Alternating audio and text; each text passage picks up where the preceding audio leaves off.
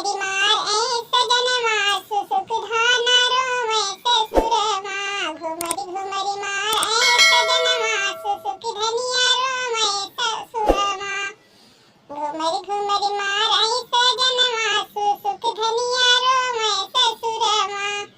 पहिला कसूर हमरे माई बाप के, पहिला कसूर हमरे माई बाप के। जे हमरा दिहल सजनवा सुसुक धनिया रोवे ससुरमा।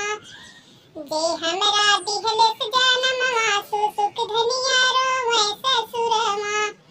घुमरी घुमरी मार ऐ सजनवा सुसुक धनिया रोवे ससुरमा।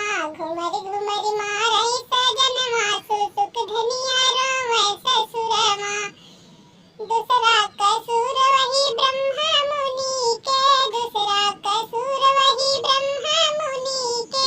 जे हमरा लिखल